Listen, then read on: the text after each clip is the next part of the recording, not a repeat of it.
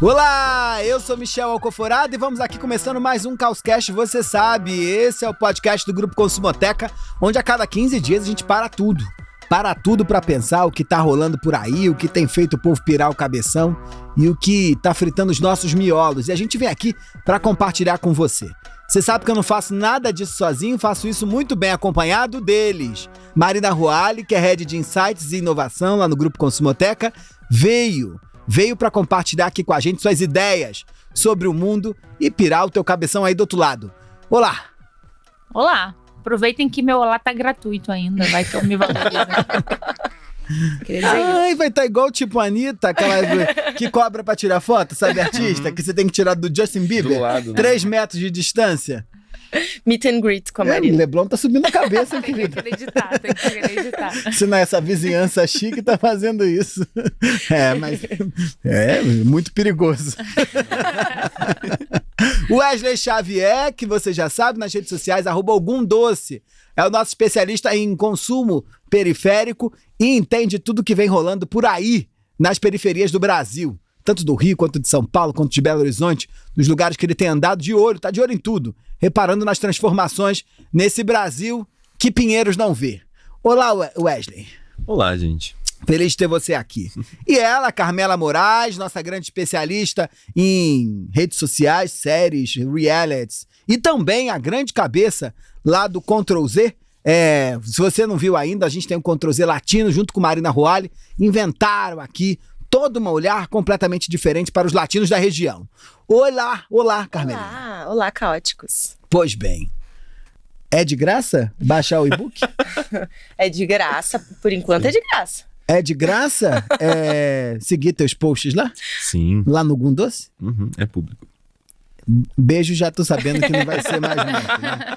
Pois bem, você sabe que a internet foi inventada como um assunto completamente democrático, compartilhado. A gente acreditou que a verdadeira anarquia ia surgir através das telas dos computadores, né? Era até difícil imaginar que você tendo que esperar até meia-noite para poder entrar lá no IG, 45 tentativas de senha, aquele barulhinho, adoro aquele barulhinho. Põe aí, Wesley, esse barulhinho.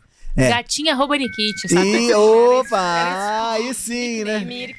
Essa depois você entrava no bate-papo do UOL, se divertia e dizia, né, nas matérias dos jornais, dizia-se por aí, que a internet ia possibilitar que você viajasse pelo mundo sem precisar pagar um centavo, né? Ao contrário do pacote da CVC, ao contrário da passagem dos melhores destinos, ao contrário da guerra que é comprar euros e dólares num país onde a moeda está cada vez mais desvalorizada, a gente ia ter a possibilidade de viajar por aí de graça. Porque na internet tudo era de graça.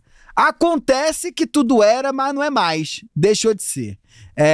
O que está em jogo agora é uma transformação radical nas plataformas digitais que venderam, né, nutriram nossos sonhos, deixaram a gente sonhar, de que iam nos dar a possibilidade de usufruir de todos os seus serviços e produtos gratuitamente, e agora estão começando a olhar para esse negócio que é a internet de uma forma diferente. Vocês dessas aí, qual que vocês se recusam a pagar? Nossa, eu acho que eu pago quase todas. Como é que é cachorrinho de plataforma, né? YouTube eu não pago. Não pago, também não. YouTube não pago. Eu fico ali, fecho meu ouvido na hora que vem aquela propaganda e fico lá e pula. Eu também. Mas eu pago até apoia-se de podcast que eu gosto, eu pago. Eu pago também, membro. Eu pago Rádio Escafrando. Eu pago Não Inviabilize. Deia Freitas maravilhosa. Tem uma coisa que eu me recuso a pagar. Assim, é muito errado, porque tem um movimento pioneiro de streaming no Brasil, que é de conteúdo de animação oriental. Eu sou viciado em anime, eu sou otaku, é isso. Você é o quê? Otaku. Conta pra gente o que é isso, porque eu pensei que era otário. Otaku, otome são nomes dados a pessoas que cultuam a cultura de animes, enfim, orientais. E assim, eu gosto muito de animação, só que eu assisto tudo via... Você que agora é um grande documentarista aí, cineasta, pega o teu dinheiro e vai lá no Japão. Não, talvez em algum momento, mas assim, quando essa indústria no Brasil eu não tenho apoiado ainda de certa forma. Não? Não. Tá só consumindo. É tudo via Streamio. Olha, se tem gente querendo cobrar da gente, tem a gente dizendo não vou pagar, é um sinal claro de que tá em mudança. E se tem mudança, você já sabe. É hora de dar nome aos bois. Marina Ruali, qual é o nome do boi, hein? O nome do boi de hoje é gentrificação digital.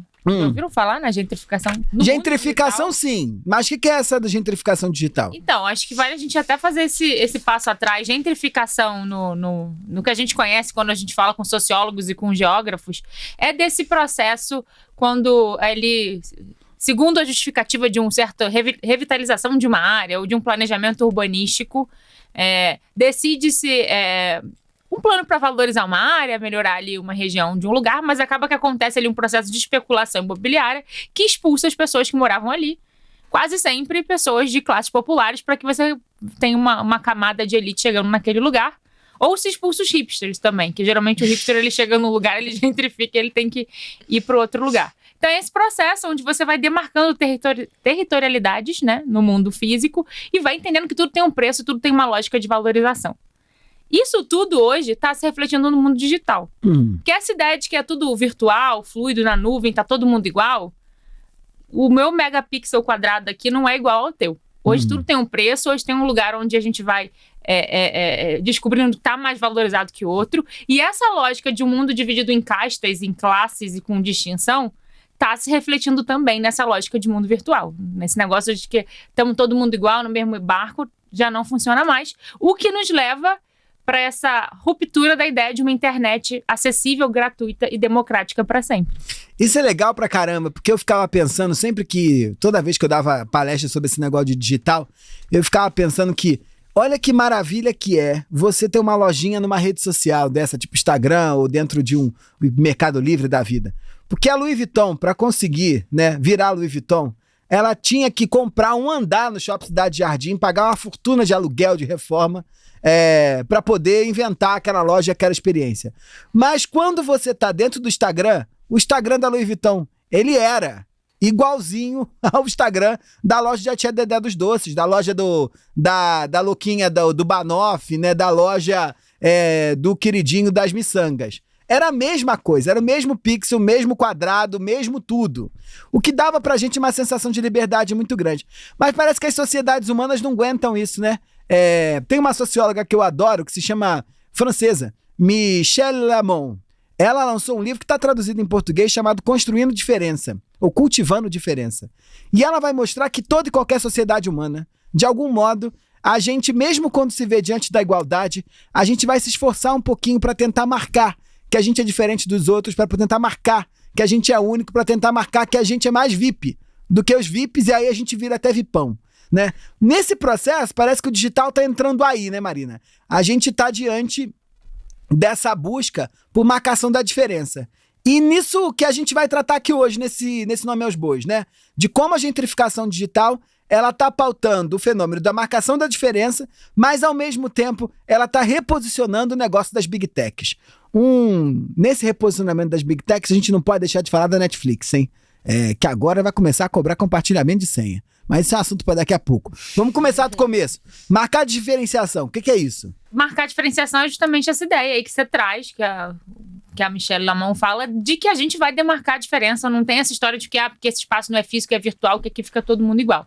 E aí também tem um autor muito interessante, que ele vem dessa área da cidade, planejamento urbano, que é o Dan Hill, e ele começa a defender essa ideia de levar o conceito de gentrificação para a gente pensar também o espaço virtual. E ele defende que esse processo que esses grandes centros urbanos eles vão passando no mundo inteiro, né, um fenômeno global, ele vai se reproduzir também no mundo digital, produzindo também esse processo de desigualdade social e de exclusão, que a gentrificação, a gente sabe muito bem que ela sempre é feita em nome de uma melhoria numa cidade, mas ela sempre vai criar essa lógica de centro e periferia, de centro valorizado e margem, onde você entende quem tem acesso à área mais valorizada e quem fica excluído ali tem que viver de um outro jeito, né, num corre muito maior.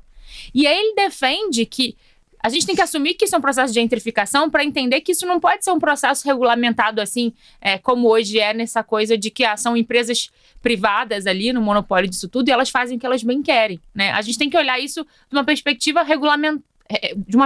regulatória, pensar isso como uma política pública, porque tem um impacto muito grande você começar a excluir pessoas aí nesses espaços digitais também, né? Não dá para achar que todo mundo hoje no digital frequenta qualquer lugar, né? E tem periferia, se tem gentrificação de algum modo é a expulsão de um determinado tipo de pessoas, de áreas que eram subvalorizadas e agora se tornam valorizadas. E aqueles que moravam lá são obrigados a ir para outro lugar. já daqui a pouco tem periferia no metaverso, né? Já tem. Já tem. Sabe que essa coisa do Dan Hill eu já tinha lido, e aí quando eu vi recentemente uma entrevista, deu aquele link, falei, caramba, está acontecendo. Tem uma especialista em tecnologia da CNN, que é a Rita Hu, e ela foi a primeira pessoa a casar no metaverso no Brasil. Super disruptiva, antenada. E ela fez um casamento que foi, inclusive, celebrado pelo Karnal. E ela teve que alugar um espaço. Sim, e ela tava dando entrevista no podcast, explicando como é que foi esse processo, como é que ela fez, explicando os custos, como é que é a logística, né? Como é que você planeja um casamento no metaverso. E aí perguntaram, você compra o terreno, você aluga as coisas? E ela explicou que ela alugou, que ela cogitou comprar, e que nem se ela fosse na periferia do metaverso, ela conseguiria comprar um terreno, porque já tava um terreno 16 por 16, estava custando 30 mil e não comportava o número de pessoas, de convidados da festa dela. A gente ri desse negócio? Eu não sei se eu rio ou se eu acho graça, não sei. Na hora, isso dá aquele mind blow, efeito mind blow, assim, peraí, periferia no metaverso, são espaço virtual, essa lógica de... Pra mim, a ideia de periferia só fazia sentido no mundo físico, que você tem essa lógica de distância de fato acontecendo. E não. Então, assim, isso é a prova de que a gente tá levando. E o que ela fez? Que eu fiquei muito curioso agora. Ela alugou um espaço grande lá, num lugar mais valorizado, porque era muita gente pra interagir, participar da cerimônia e tudo mais. Então ela não comprou, mas ela sondou, assim. O que me chamou a atenção nessa entrevista é saber que já existe uma ideia de periferia consolidada e essa lógica de valorização de terreno no metaverso. Inclusive tem uns bilionários hypados lá que já estão fazendo especulação imobiliária em terrenos do Decentraland, que é uma das grandes plataformas de metaverso hoje. O que é papo pra um dia a gente falar só de metaverso aqui, que eu acho que é um assunto que ninguém mais também fala disso. Agora ChatGPT. É, isso aí. Mas 16 por 16 não comporta os convidados dela. E ela é obrigada a ir pra periferia do metaverso. Quem tá na periferia da vida real hoje, que não tem nem pacote de dados direito pra entrar na internet pra mandar um zap, o nude, tá vivendo aonde? Sim. É muito... Se os ricos como a Rita Hu estão na periferia, os pobres vão estar onde? É muito assustador isso, porque a gente já tem, pensando para além de interação no metaverso, vários cases, várias pessoas falando sobre como o algoritmo, inclusive teve um escândalo do Twitter falando sobre como ele privilegia narrativas e trends que são feitas por pessoas brancas. E teve um reporte feito pelo Preta Lab e pelo Talworks, que ele fala um pouco sobre como... Ele traz, né, esse movimento que as tecnologias elas não nascem de locais neutros, elas estão dentro de contextos sociais.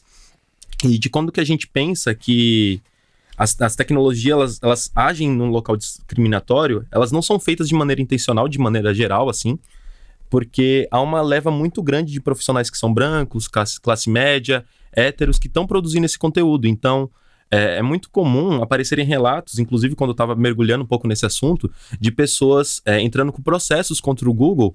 Por exemplo, teve a Luana Daltro, de uma pessoa de 26 anos, que ela descobriu a foto dela dentro de um campo de busca sobre cabelo feio. Então ela estava entre as primeiras pessoas aparecendo dentro desse ambiente. Então há uma coesão de jogar pessoas periféricas, por mais que elas não estejam inseridas ou trabalhando ou utilizando as redes sociais, ou a internet ou o metaverso, para um lugar de exclusão. Então eu fico pensando, ela tá num local de 16 por 16, porque é um local que talvez não comporte a quantidade de gigas que ela vai precisar daquele espaço. Então se a gente começa a quantificar isso e jogar para pessoas, você pode pagar até quanto? A periferia nem entrou, já tem um local de exclusão, já é mais uma régua para mensurar se ela pode ou não estar dentro desse espaço, assim. Isso para mim tem um aspecto fundamental aqui, que a gente vai jogar essa gente numa invisibilidade dupla, né? Sim.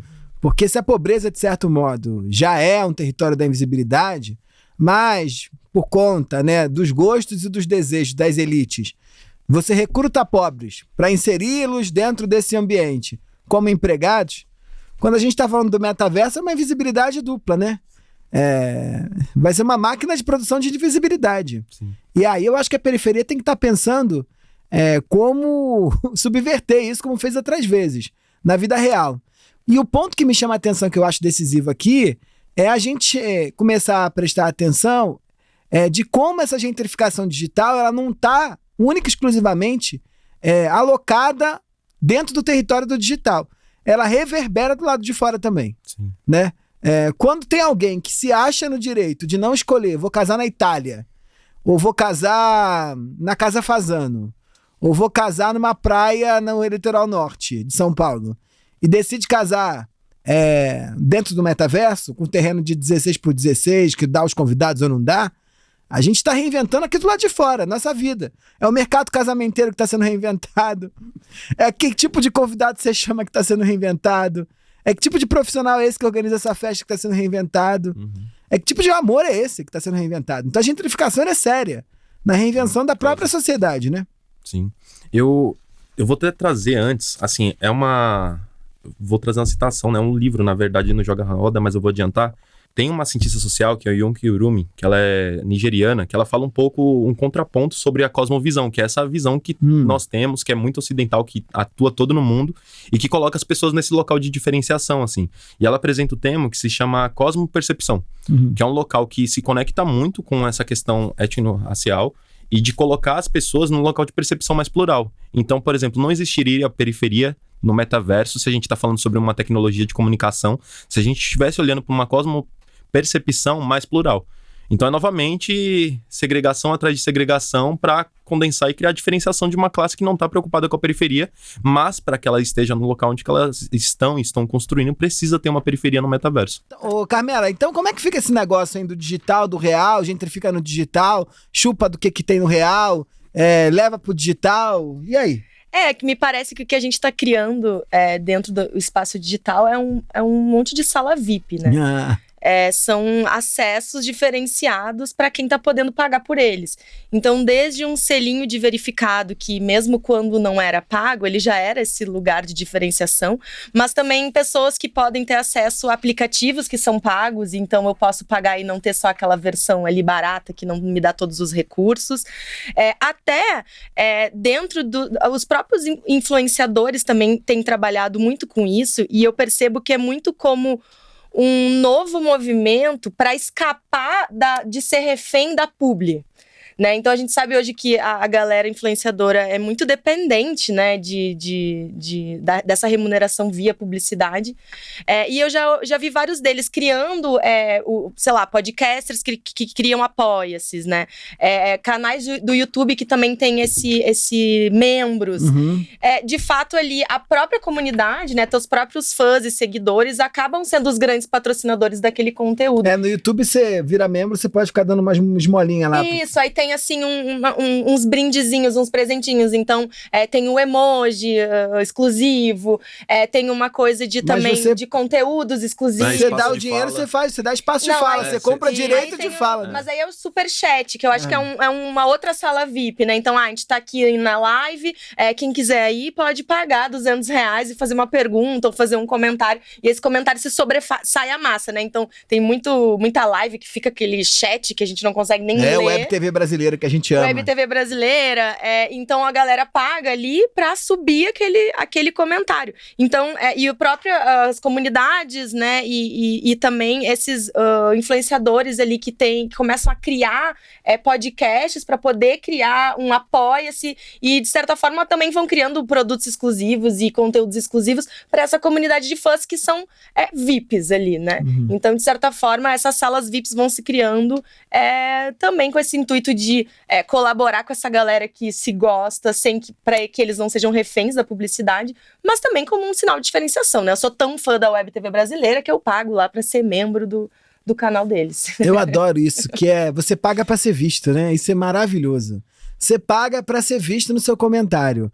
Não é nem pelo direito da fala só, né? Mas você paga para ser lido. Sim. Isso eu acho que é um negócio super interessante, porque o que a internet, de certo modo, com seus algoritmos, coloca pra gente como desafio, é a não chance de reconhecimento, ou a não chance de visibilidade.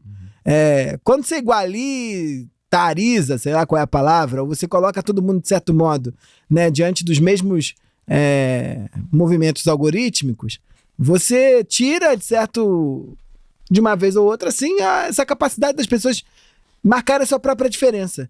Então, é uma disputa para ser visto, né?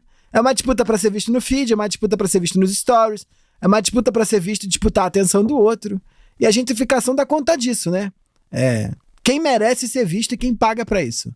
Dado que não é de graça, né? Tudo tem um preço. Aí o povo tá cobrando. Como é que é esse negócio do reposicionamento das Big Techs? é uma mudança no discurso que essas Big Tech sempre tiveram, né? Se a gente lembrar esse nosso primeiro relacionamento com essas grandes marcas de tecnologia, como Amazon, Apple, Microsoft, Facebook, que depois virou Meta, né? Eles chegaram no mercado muito com uma ideia de, olha, estou oferecendo um serviço disruptivo, descomplicado, que dá acesso para todo mundo, que dá esse espaço, que tinha essa ideia de uma coisa gratuita, né? Desse espaço que todo mundo chega, pode falar e pode fazer o que quiser. Eles foram entendendo que, nesse momento, o modelo de monetização deles estava muito em torno dos links patrocinados, dessa coisa do link pago, de venda de dado, que é uma coisa que foi se criando ali um mercado da internet de coletar dados de usuário. Só que esse modelo não se sustentou a longo prazo e a receita precisou crescer para outros lados, né? Não sei se vocês vão lembrar do falecido Facebook, no sentido do encontro rede social. Eu sei que ele está lá ativo, mas a gente sabe que ele não está mais, pelo menos... entre nós aqui tão ativo. Quando você fazia login na página, era assim, Facebook é gratuito e sempre será. Tinha essa frase. É igual o Netflix, ele ostentava que você podia eternamente compartilhar a senha, que era free. Pois é, 2019 o Facebook tirou do ar essa frase.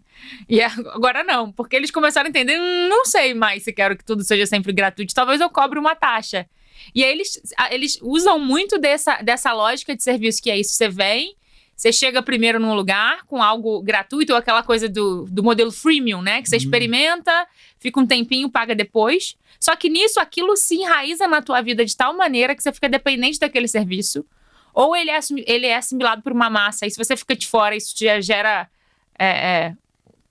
um problema nessa lógica de distinção, que você fica de fora, você perde acesso, você perde um monte de benefício, e você se vê obrigado a pagar e acompanhar, porque de repente eles começam a pagar, cobrar por features, e você tem que entrar nesse rol, né? E acho que um caso interessante pra gente pensar é o Twitter, né? Que depois que o Elon Musk assumiu, ele começou a buscar fontes de receita.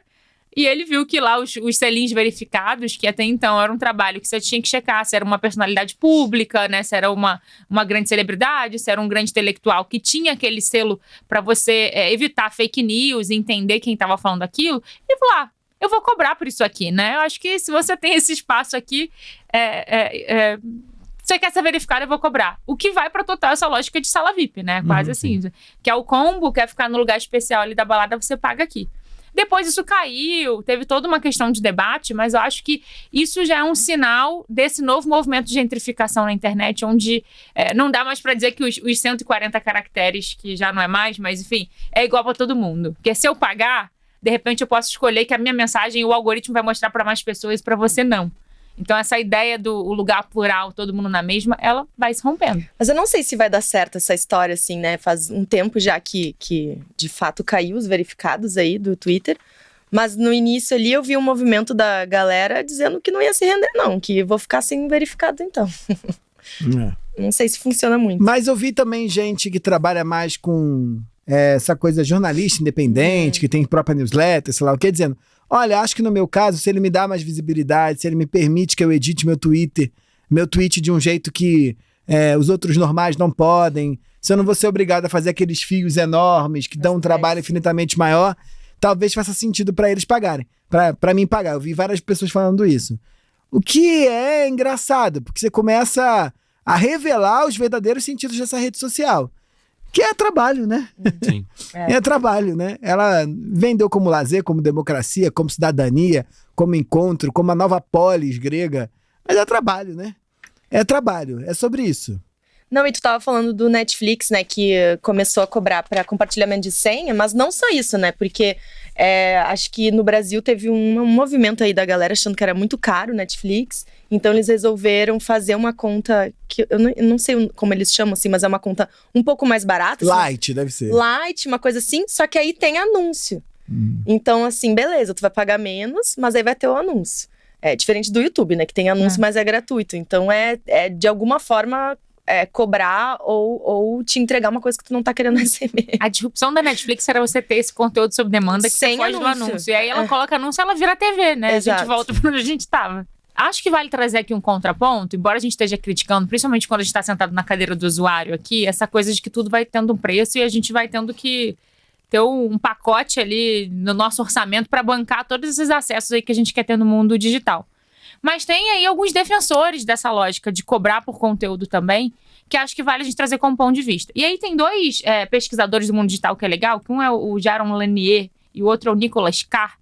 E eles trazem essa defesa de uma internet que traz esse modelo de cobrar por conteúdo para que a gente saia desse caminho pasteurizado que a internet tem ido. Porque se tudo é gratuito, você fica numa lógica de atenção que eu tenho que ficar disputando com todo mundo para atenção. E aí você cai facilmente no caminho dessa manchete clickbait, de fazer um conteúdo que é mais pela audiência do que por qualidade.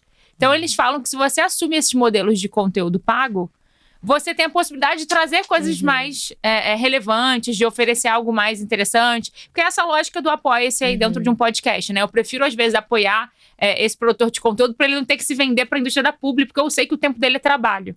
Então, é como se fosse... eles argumentam essa ideia de gratuidade da internet como uma coisa do passado. Da gente entender que a business é sobre trabalho, que conteúdo é dinheiro, e a gente tem que pagar por isso. Putz, eu não sei, hein? Porque eu acho que esse é um olhar totalmente localizado em termos de perspectiva de classe. Tanto na avaliação do conteúdo, isso aí que tá todo mundo lendo, não é um conteúdo que presta, quanto nessa ideia de que é melhor pagar. É melhor pagar para quem? Você vai criar... Eu posso te dizer um exemplo claro próximo de mim, que já citei inúmeras vezes, que é a Angélica, que trabalha com a minha mãe, na casa da minha mãe há mais de 25 anos.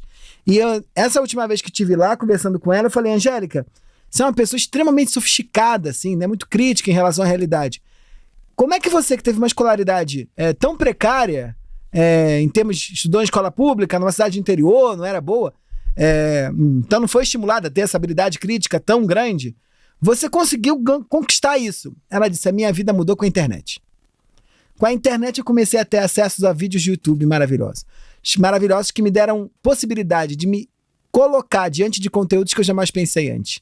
Com a internet eu comecei a pensar sobre assuntos que jamais pensei antes. E a internet me deu essa capacidade crítica que eu tenho hoje. Se a gente começa a cobrar e achar que o caminho é cobrar em torno de um conteúdo que os intelectuais sentados nas suas cadeiras de pinheiros acreditam que é melhor, a gente vai botar de novo o Brasil e o mundo com uma risca aí maior. E talvez seja isso a gentrificação digital. Os caras querem isso, né? Aumentar essa diferença, né? Aumentar essa diferença. Você vai... se o cara entrar nessa lógica... Também eu acho que a internet cria seus vínculos de piratear esses bagulhos todos. Mas se o cara entrar na lógica de que é normal eu pagar pelo Netflix, pelo Star Plus, igual a classe média faz, pelo HBO, pelo Google Play, pelo sei lá quem mais, YouTube, pelo Blue sei lá de quem. E não só isso, pelo post do blog, pelo tweet, pela newsletter, sobre qualquer conteúdo. Né? Vai sobrar o que pros pobres de novo, né? A comunicação começa a ir pra um lugar totalmente distante, né? Tira os produtores de conteúdos, tira tudo. Eu fico pensando assim, tipo, quando eu não conseguia ir no cinema quando era criança, eu procurava estratégias e, tipo, meu aprendizado e letramento digital, ele surge numa necessidade de acessar conteúdos que não estavam fáceis para mim. Então vou descobrir o torrent, vou descobrir todas as comunidades Pirate Bay, enfim, todas que caíram, né, em algum momento, e que foram surgindo novas, né, porque é um ciclo infinito. Inclusive até o próprio contorno dessa indústria, que não é vista, né, porque é uma indústria de produção de conteúdo, aquele leve dilema, uma vez na internet, sempre na internet. Ela começa a criar estratégias, então, tipo, surgem sites que exibem filmes, que estão dentro dessas plataformas, que eles não são mais os hospedeiros, eles vinculam essa comunidade. Então, eu não posso ser processado porque eu tô só pegando links aqui, isso daqui não tá dentro do meu servidor, eu não sou hospedeiro dessa criação.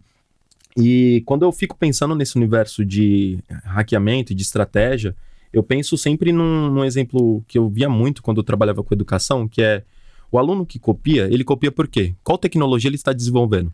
Então, aquilo, não é sobre barrar alguém que está, tipo, pensando em copiar algo, mas entender como essa pessoa faz. Eu acho que aí a gente cai um pouco sobre as plataformas que estão, por exemplo, TikTok e Kawaii, que estão criando comunidades completamente diferentes e, inclusive, até pagando usuários.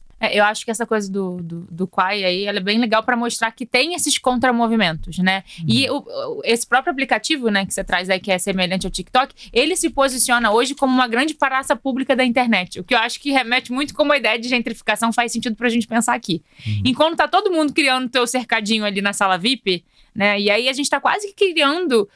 na rede, uma lógica de... Assim como a gente tem o shopping de classe, você quer no Instagram, quer a loja da Louis Vuitton, vai estar no Iguatemi, você quer um shopping popular, você vai estar aqui. A rede social tá virando isso, sabe? Você tem uma divisão ali de quem frequenta o quê. E o Quai tá num lugar assim, eu sou pra todo mundo. Com isso, ele acaba sendo uma rede muito acessada pelas classes C e D, né? E aí fica essa ideia de que quer entender melhor as classes populares, vá por ali, mas porque eles trazem essa lógica de monetizar e ajudar o usuário a monetizar junto com ele. Então, eles criam esse modelo de negócio que em algumas plataformas do metaverso, como o Roblox faz isso, o Decentraland também faz, que é essa ideia do play to earn, que é você joga e ganha. Então, assim, você me ajuda a ganhar e eu vou distribuindo em moeda digital dentro da minha plataforma junto com você. Então, acho que aí é um contraponto pra gente pensar essa lógica aí de gentrificação. E o que aconteceu na China, quando o Quai foi crescendo, é que eles acabaram virando um modelo. Enquanto o TikTok predomina em áreas urbanas na China, o Quai ele foi para essas áreas adjacentes. Então, a gente vê de novo essa lógica de gentrificação, porque ele produz conteúdo para uma outra realidade, em outra linguagem. E no Brasil está se reproduzindo também. Hoje, a maioria dos usuários do Quai no Brasil são fora de grandes centros urbanos. Então, a gente começa a entender que se você quiser entender hoje de cultura de mundo digital, você tem que entender onde você vai para entender cada pessoa e cada linguagem. E essa ideia de mundo sem fronteira tá se quebrando, porque tem as fronteiras e tem a linguagem de cada lugar. Por exemplo, o Instagram, ele trabalhou muito tempo. Eu quero criar algo que você só tem no Instagram. Aí vem com essa questão do feed e tal. E como que a questão de publicar foto também vai priorizando os grupos. Dessas questões que a gente tem falando de priorizar rostos brancos, enfim, narrativas que estão muito centralizadas numa classe social. E aí, o Quai, ele usa a mesma estratégia que o Instagram criou de criar um produto único. Só que é pensando em inserir pessoas, incentivar uma coisa que eu acho que é diferente do Instagram. Tipo, você tem que publicar conteúdos assim. Não, a gente só quer manter a sua retenção. Então, tipo, é muito doido, porque minha mãe, ela usa muito Quai, assim. Ela tem um vício que é engraçado. Durante o dia eu tô fazendo minhas coisas, né, trabalhando em casa, e ela tá reproduzindo algum áudio de alguém aleatório e ela tá gravando o vídeo dela em cima. Então, são conteúdos muito típicos dessas plataformas que faz a pessoa ficar, tipo, 2, 3, 4 horas lá. As lives no Quai ou no TikTok, quando são parecidas assim, elas duram mais de horas. Porque as pessoas ficam naquela jornada de... Tem muito parecido com o que você falou do chat VIP, mas de uma lógica que você pode dar coisas para as pessoas que você ganha. E essas coisas, quando você dá para as pessoas juntando no monte, vira dinheiro. E se você dá e distribui e fica nesse rolê, o dinheiro também volta para você. Então não é só um lugar de receber, é um lugar de troca mesmo. São tipo uns presentinhos, né, Exato. que as pessoas mandam. Aí tem gente que cria conteúdo, tipo, se você me dá tal uvinha ou morango, eu vou fazer tal coisa para você. E as lives duram um dia inteiro, a pessoa fazendo coisas a partir dos presentes que ela ganha e, tipo, vira aquela comunidade de, enfim, né, dentro da tela do celular ali. Acho fantástico o Quai, assim. Boa! Falamos pra caramba sobre esse processo de gentrificação digital que vamos enfrentar aí nos próximos anos, dado essa mudança, esse reposicionamento das Big Techs e que impacto e que influência isso terá no nosso dia a dia, dentro e fora das redes. Mas se falamos a beça, a gente continua falando, você sabe, né? Tá mais do que na hora do Joga na Roda. Marina Roale, que trazes?